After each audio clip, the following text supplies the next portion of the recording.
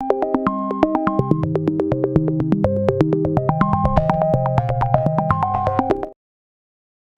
की इस वीडियो में आप लोगों को बताने वाली हूँ search engine optimisation hand on exercise 3 का सलूशन। प्रॉब्लम स्टेटमेंट में कहता है कि many website contain technical and SEO related issue that negatively impact the performance, user experience and visibility in the search engine result. Without identifying and addressing these issues, the website may struggle to achieve high rank on SERP. Therefore, a comprehensive website audit tool such as SEO Quack and W3 validation is required to detect existing problem and recommend correct action that enhance the website overall performance and search engine ranking. देखो, जब भी आप अपनी कोई website बनाते हो तो उसके लिए आपने टेक्निकली एसईओ जो होती है उसके उस पे काम करना होता है। अदरवाइज क्या होता है कि नेगेटिव इम्पैक्ट जाता है, लोगों तक आपकी वेबसाइट नहीं जाती, चीजें उन तक नहीं पहुंचती और सर्च इंजन की विजिबिलिटी भी अच्छे से नहीं होती। तो इस एक्सरसाइज के अंदर हम एसईओ क्वैक और W3 वैलिडेशन का यूज कर यहाँ पर अपने एक्सरसाइज की परफॉर्मेंस को अपनी वेबसाइट की परफॉर्मेंस को ओवरऑल बेटर बनाएंगे। In this exercise, you are required to perform a website. The tasks are given below. हमने यहाँ पर जो है वो वेबसाइट के लिए कुछ टास्क करने हैं, उनको देख लेते हैं। सबसे पहले कहता है कि install the SEO quack extension on your Chrome browser. हमने एसईओ क्वैक की जो एक्सटेंशन है इसको सबसे पहले क्या करना है, अपने क्रोम ब्राउजर के अंदर इंस्टॉल करना है। Then open any website and activate the SEO quack extension by clicking the icon from the tool bar. ठीक है, सबसे पहले काम ये कर लेते हैं कि एसईओ क्वैक की एक्सटेंशन को क्रोम ब्राउजर में ओपन करते हैं। मैं आ गई हूँ अपने क्रोम ब्राउजर के अंदर। सिंपल गूगल पे आपके पास यहाँ पे गूगल लिखा आता है, मेरे पास नाम लिखा आता है।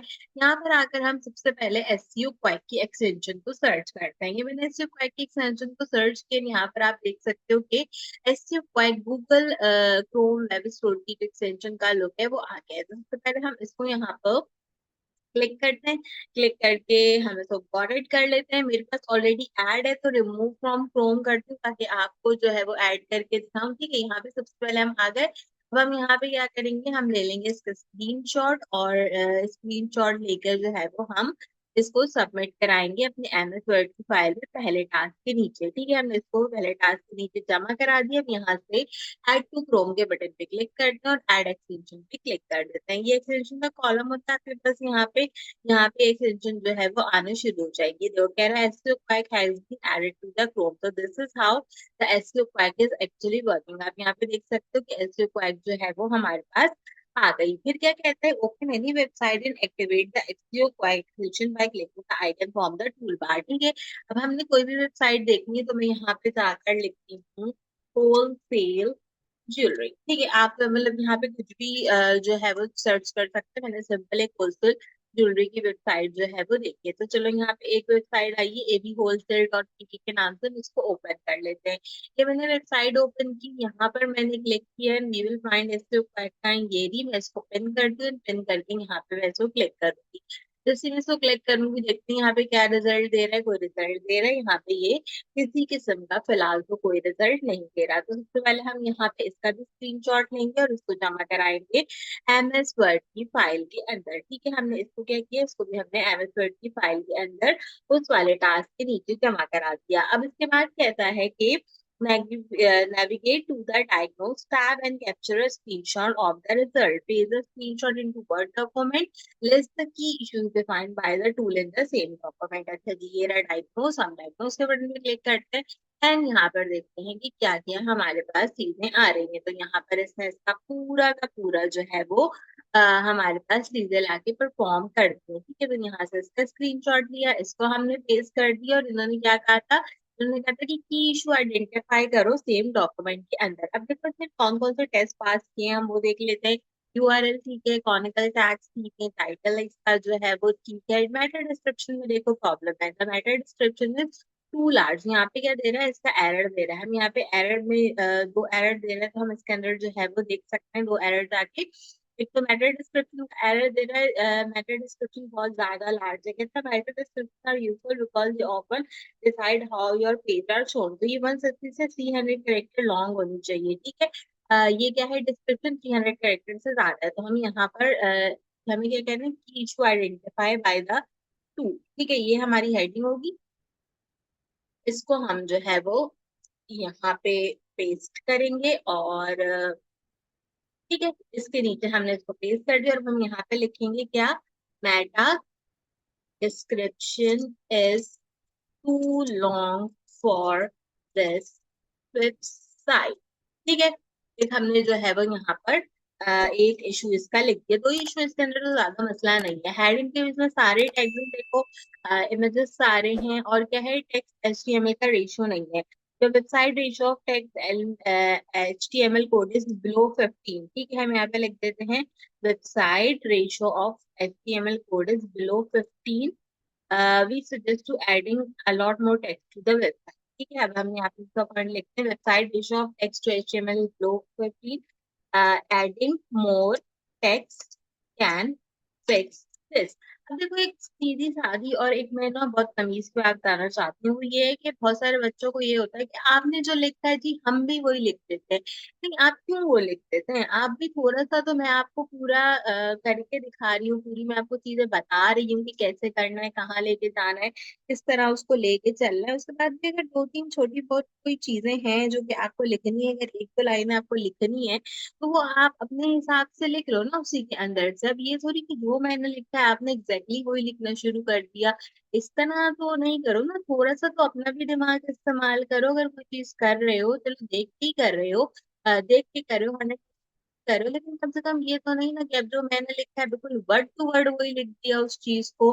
तो उस चीज को थोड़ा सा डिफरेंट हो जो है वो हम कर सकते हैं। इसमें फ्रेम्स हैं, इसमें फ्लैशेस हैं और बाकी की जितनी चीजें हैं वो सारी क्या है यहाँ पे परफेक्ट है। जैसे ये एक वेबसाइट, ठीक है, अगर आपने कोई और वेबसाइट खोलनी है, जैसे मैं यहाँ पे एक फूड की वेबसाइट खोलती हूँ, फूड फ्यूचर की, ठीक है, हम इनकी वेबसाइट पे जाते हैं और हम इनका जाके जो है वो डायग्नोस चेक करते हैं कि इनका डायग्नोस कैसा है। मैं जैसा आपको ना करके बता रही हूँ, क्योंकि कुछ लोग जो होते हैं वो बिल्कुल ही अपना क्या बोलते हैं, गए गुजरे हिसाब के होते हैं ना, कि जैसा बता दो वैसा ही कर लेता है। देखो इसमें भी क्या है, इसमें भी दो एरर है। इसमें कौन से दो एरर है? देखो ये कह रहा है कि 86 इमेज विदाउट अल्टर टैग है।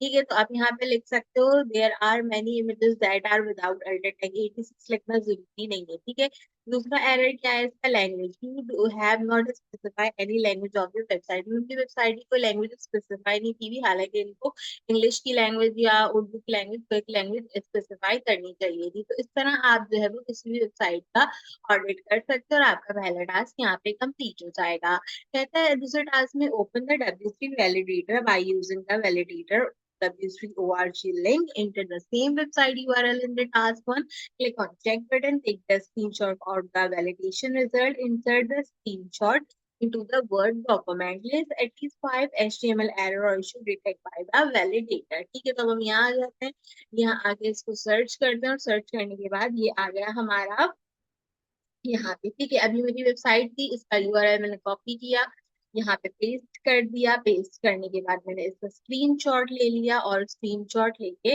इसको मैंने सबसे पहले टास्क 2 में जमा कराया। इसके बाद मैं चेक वाले बटन पे क्लिक करूंगी ना, हम इसकी वैलिडेशन देखेंगे कि क्या क्या वैलिडेशन लेके आता है। ठीक है, तो यहाँ पे टूल जो है वो काफी सारी वैलिडेशन हमारे पास लेके आ गया है। हम इसमें जो है वो सारी चीजों के ऑप्शन को सिलेक्ट कर देते हैं। हर चीजों के ऑप्शन सेलेक्ट करने के बाद एक बार चेक के बटन पे क्लिक कर देते हैं। ठीक है, तो यहाँ पे हमें क्या बताने थे, अब हमें यहाँ पे 5 HTML एरर और issues detect by the validator बताना है। ठीक है, तब हम यहाँ पे जाकर आ, इनको जो है वो मेंशन करते हैं। ठीक है, हम यहाँ पे आ गए, मैं इसको हल्का सा बोल्ड करूंगी, I give it blue colour ताकि हम इसे लिख सकें। कहता है a charset attribute on meta element found after 1025। ठीक है, यहाँ पे एक एरर ये है, हो सकता है I script element with type module must have defer attribute. आप एक ये जो है क्या कहते हैं लिख सकते हो, मेटा इज मिसिंग वन और मोर फॉलोइंग एट्रीब्यूट। अगर आपने इसको और थोड़ा सही करना है ना, तो आप आउटलाइन और सोर्स हटा के भी इसको चेक कर सकते हो। अब ये काफी सारी चीजें आपको बता देगा। ठीक है, मेटा नेम और इस तरह की चीजें जो है वो इसमें अवेलेबल है। अच्छा, element Meta is missing in one of the following attribute. अच्छा, मैं इसको और आसान करती हूँ, मैं सब हटाती हूँ, देन मैं इसको चेक कर देती हूँ ताकि बच्चों को ना प्रॉब्लम नहीं। ठीक है, अब हम यहाँ पे देखते हैं, इसमें आसान वन के लिए जो है ना वो देखना है। क्या कहते हैं, trailing slash on word element has no effect and interact badly with input attribute values. एक जो है वो ये एरर आ गया, इस एरर को आप यहाँ पे सबसे पहले पेस्ट कर दें। दूसरा एरर देखते हैं, script element with type module must not have defer attribute। ठीक है, एक ये एरर है, इसके अंदर हम इस वाले एक एरर को जो है वो यहाँ पर हम पेस्ट आउट कर देते हैं। फिर और एरर देखते हैं, और कौन सा एरर है, एलिमेंट मेटा के एरर है।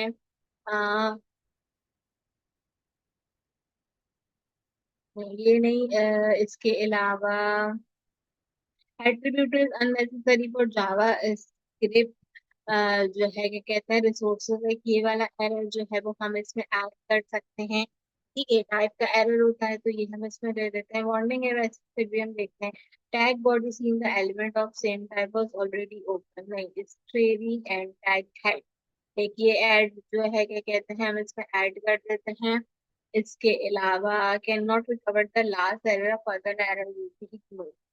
ठीक है, अच्छा इसने क्या कहा था मुझे कि 5 HTML एरर और इशू जो है वो वैलिडेटर ने जो बताया वो आप बता दो। ठीक है, इसमें से मैं देख लेती हूँ, CSS कलर पेज का है। ठीक है, यहाँ पे मैंने ये एरर कॉपी किया और इसको भी मैंने यहाँ पे पेस्ट कर दिया। ठीक है, ये 5 एरर थे जो कि मेरे पास यहाँ पे अवेलेबल थे, इनको मैंने जो है वो इसी में से कॉपी किया और कॉपी करके यहाँ पे पेस्ट कर दिया, पांचों के पांचों। तो ये 5 एरर मेरे पास यहाँ पे आ गए। तो आपने यही करना था, गाइडलाइन में था कि स्क्रीनशॉट लगाएं, URL, mobile report, desktop report, functions की सब चीजें आप इसके अंदर अच्छे से मेंशन कर दें। तो आप यहाँ पे देख सकते हो कि क्या कहते हैं, हमने ये वाला टास्क भी कंप्लीट कर लिया। मैंने इनको ना इसलिए हटा दिया ताकि बाकी बच्चों को मुश्किल नहीं हो, क्योंकि अगर ये मैं सिलेक्ट कर रही थी तो बहुत सारी चीजें